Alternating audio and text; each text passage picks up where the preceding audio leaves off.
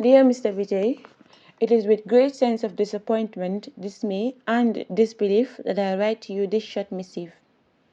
Your publication, dated September 7, 2022, on the outbreak of acute kidney injury disease has left the discerning public aghast because of its obvious technical and grammatical flaws. If these errors were inconsequential, I would not have reacted, but it is quite obvious that your public notice could actually cost Gambians millions of dollars in terms of lost revenue and thousands of lives due to the misinformation contained in your very amateur and sloppy message. First, your message is purely speculative and that the so-called research you make reference to is clearly inclusive. To quote from your publication, as the investigation continues, we wish to inform you all that hand washing should be encouraged. So it is quite clear that your investigation regarding this matter is still on. To further buttress this fact, your very first sentence reads, with the ongoing investigation on the acute kidney injury outbreak in the country, it is now concluded that the possible causes are E. coli and possible toxicity from paracetamol.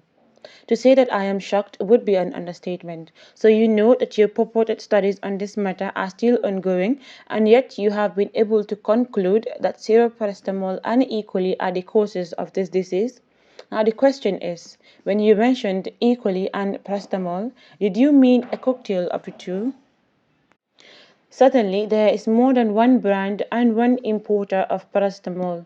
Which of the many is the suspected one making our children sick? One can infer that you have found paracetamol, a very common drug prescribed by almost all doctors, in your samples. But does correlation necessarily mean causality in your world? And now to the clearly laughable advice you gave to the public. What in the world does it mean to say crossing paracetamol tables?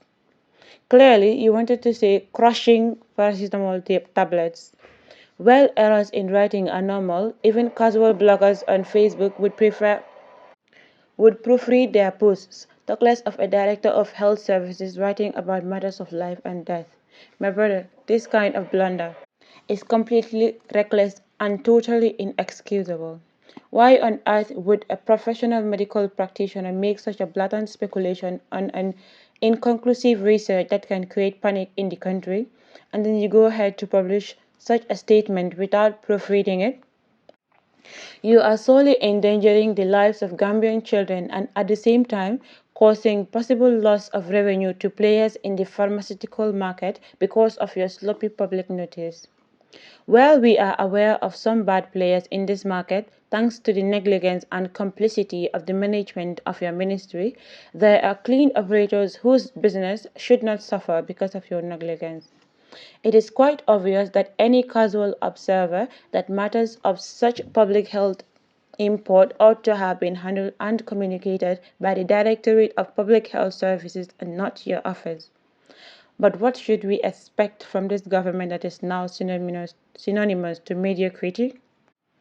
Your boss, the health minister, who is quite well known for his pettiness and divide and rule leadership, is at war with the public health officers cadre. But you should stay away from such infantile processes and maintain your professional integrity by limiting yourself to your field of expertise and let your colleagues in the other departments in the ministry do their job. This is not rocket science. In the meantime, we look forward to your apology for this monumental blunder you have just made. Failing to do which, we shall call for your immediate sacking and or resignation. Best regards, Mamadou Sabali. #MojoBojoNation.